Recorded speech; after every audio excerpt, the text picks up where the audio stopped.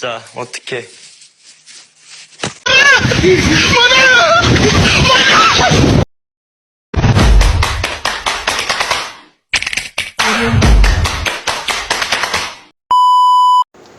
Assalamualaikum warahmatullahi wabarakatuh. Hai sobat belajar, perkenalkan saya Rufita Aprianti. Pada kesempatan kali ini kita akan belajar tentang perkembangan teknologi di industri dan bidang kerja serta isu global pada bidang DKV. Apa saja? Yuk simak penjelasan berikut ini. Perkembangan proses produksi industri kreatif. Dengan adanya industri kreatif di Indonesia, saat ini telah menjadi motor penggerak perekonomian internasional. Salah satunya pada bidang DKV. DKV memiliki peran penting dan mampu memberikan dampak besar terhadap subsektor ekonomi kreatif di Indonesia.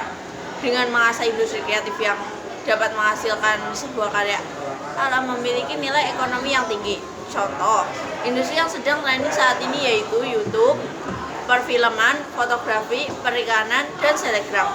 Menurut Hawkins, ekonomi kreatif terdiri dari perikanan, arsitektur, seni, kerajinan, desain fashion, film, musik, seni pertunjukan, penerbitan, penelitian, dan pengembangan, perangkat lunak, serta main dan permainan televisi dan radio, dan permainan video. Industri kreatif memiliki manfaat yang dapat kalian pahami yaitu 1. Mendapat menumbuhkan kreativitas, 2. Menghasilkan inovasi produk-produk tertentu, 3. Menciptakan ide-ide yang baru. Yang selanjutnya yaitu desain komunikasi visual dalam industri 4.0. Revolusi industri merupakan suatu perubahan besar terhadap bagaimana manusia dalam mengelola sumber daya dan memproduksi sebuah barang. Adanya revolusi industri berawal dari terjadinya fenomena pada tahun 1750 sampai 1850. Saat itu telah terjadi perubahan besar-besaran pada bidang pertanian, transportasi, dan teknologi. Awal mula adanya desain grafis hanya disebut dengan desain, dan istilah desain pun pada awal perkembangannya disebut dengan seni terapa. Untuk membedakan antara seni murni dan kata desain muncul akibat dari revolusi industri di Eropa pada awal abad ke-20. Istilah desain grafis baru mulai dipopulerkan menurut Adityawan. Proses perancangan gambar dan bentuk visual diwata dua dimensi untuk kepentingan proses komunikasi yang fungsional dan efektif. Dengan adanya perkembangan teknologi pada awal abad ke-20, media komunikasi mulai digunakan, pendesainan dapat berkembang sehingga memanfaatkan media komputer dan elektronik. Yang selanjutnya yaitu teknologi digital desain komunikasi visual dalam industri. Peralihan dan penggunaan teknologi digital dalam desain komunikasi visual dalam industri telah melalui jalan yang panjang. Kemajuan teknologi digital yang kemudian menggantikan teknologi analog dan manual sehingga bisa menghasilkan proses produksi yang lebih efisien dan bermutu tinggi. Hasilnya, peralatan yang sebelumnya menggunakan teknologi analog beralih menggunakan teknologi digital.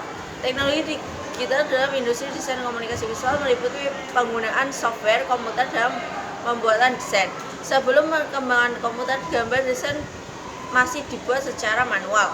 Mulai dari proses sketsa hingga finishing, teknik penawaran juga masih dengan teknik lukis wash yang menggunakan airbrush. Beberapa dengan cara mengembangkan teknologi fotografi dan teknik cetak datar atau cetak offset. Perkembangan alat cetak juga sangat signifikan dalam kemajuan teknologi. Proses cetak yang dulunya pada saat teknologi analog sangat panjang alur kerjanya, maka dengan kemajuan teknologi cetak digital menjadi semakin cepat proses produksi cetaknya. Kemajuan teknologi digital pada media juga memberikan pengaruh pada teknologi industri desain komunikasi visual. Lebih maraknya penggunaan media luar ruangan videoton sebagai alternatif. Yang keempat yaitu desain komunikasi visual di era kemajuan teknologi industri. Desain komunikasi visual dalam industri perikanan yang maju harus bisa membuat perencanaan dan produksi media baru sesuai dengan kebutuhan pengguna dan target khalayak atau pasar. Selain itu, desainer juga harus mampu membuat konten visual iklan agar bisa menarik dan mudah diingat. Konsep kreatif yang disusun harus bisa diterima oleh khalayak dan pasar. Industri permainan interaktif sekarang juga sangat besar peminatnya.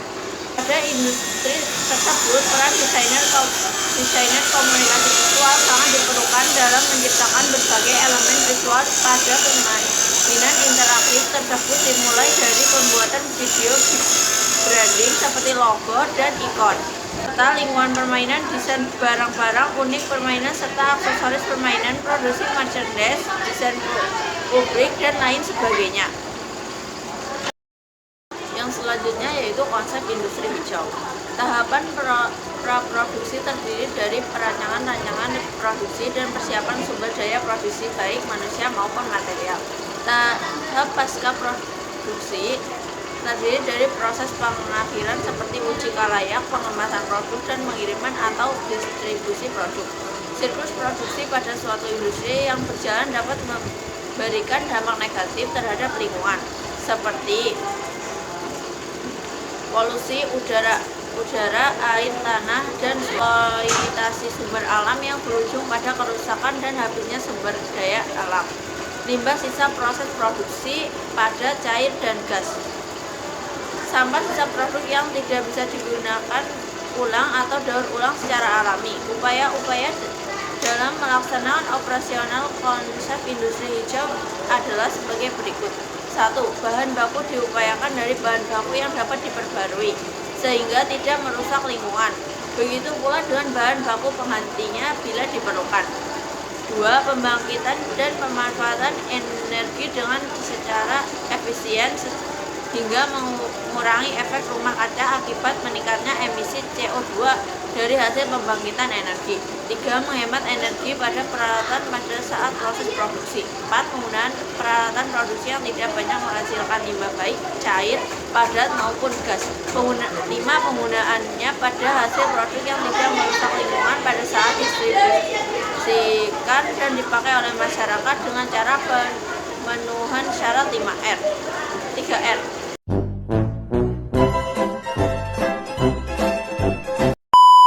Demikian materi tentang perkembangan teknologi di industri dan dunia kerja serta isu global pada bidang DKV. Semoga bermanfaat bagi sobat belajar semua. Sampai jumpa di video berikutnya. Wassalamualaikum warahmatullahi wabarakatuh. Terima kasih. Dadah. Thanks for watching. Please subscribe.